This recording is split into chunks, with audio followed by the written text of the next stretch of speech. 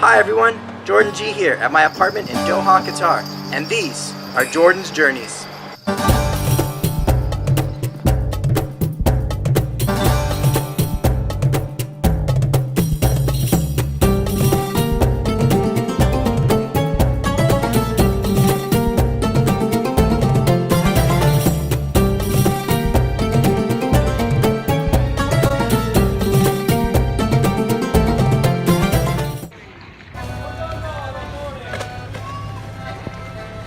So this week we're going to be talking about my trip to Venice.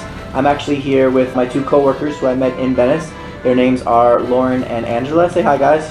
Hi. Hi. So we're going to talk a bit about what we did, the things that we liked, things that we enjoyed. For me, one of my favorite things, all the colors of Venice, as well as all the small little alleyways and canalways that kind of weave their way through to make a giant maze. One of my favorites is going to the Alto Acqua Library, which is a bookstore in Venice, if you can find it. Something for everyone in that bookstore as well. So it's just a matter of looking through and finding what you like. Angela, what was your favorite thing? My favorite thing was going to all the stores with the Venetian masks, because there's just so much to choose from, something for everyone, from masks that are really pretty to steampunk to even Van Gogh. So I found that really fascinating, and there's just store after store of them. So it was a lot of fun trying on masks. As far as some travel tips, I definitely recommend the cooler months to travel in Venice. My second time in Venice, and the first time I was there went in summer, and it was really hot and humid, but also really stinky.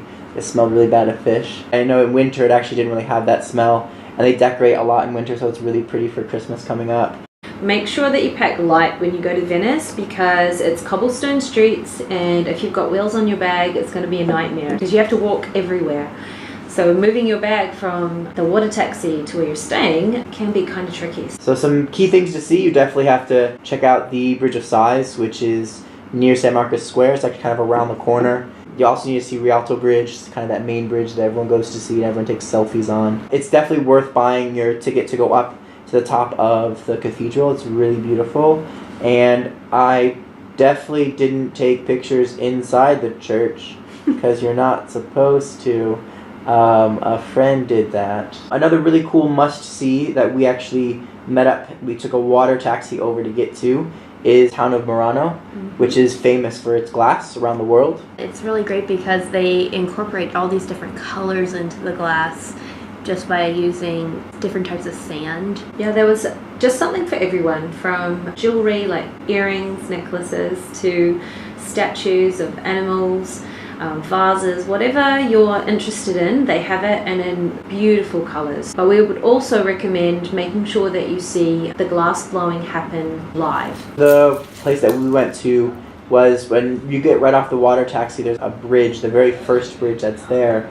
You actually cross over, there's this like restaurant area, and there's a glass blowing. That's where we went, because that was the only one that was open. They actually close after a certain time, so you have to try to go to those early. We spent maybe like €5 or €6 because you have to pay to see the shows, but it's incredible to see. And then you can also buy the artist's work as well after the end of the show. Another thing we did, traditional there, you go to see the fireworks for New Year's at San Marcos Square, and you normally wear masks. Apparently you're supposed to wear white. I did not get that memo, so my mask was not white.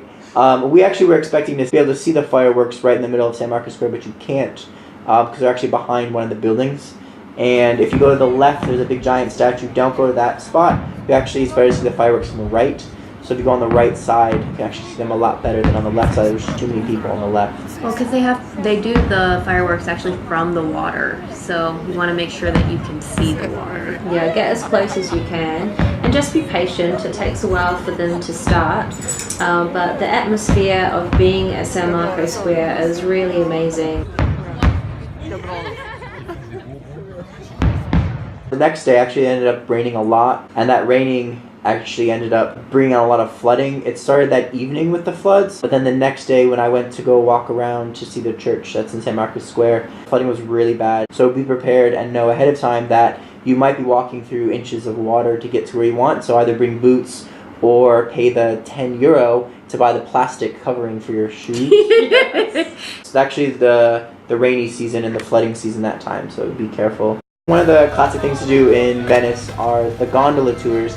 I didn't do one because they were a little expensive and I didn't really have a lot of extra money after 3 weeks of traveling, but Angela and Lauren actually took a gondola tour. Well, it's definitely something that cannot be missed if you have the opportunity. I think it's worth the money. This was my first time in Venice, and going on the gondola tour, you got to see things from the water level, and just the gondoliers, they tell you all the history of Venice, and I found that really quite fascinating. Mm-hmm. The water of Venice is like a character in the story of Venice's history, and it's very important that you get it as close to it as you can. My favorite is when they started serenading us. Yes, that was really funny. Definitely have to have Italian food when you're there. Obviously, you're in Italy. It's really good food. You have to try it.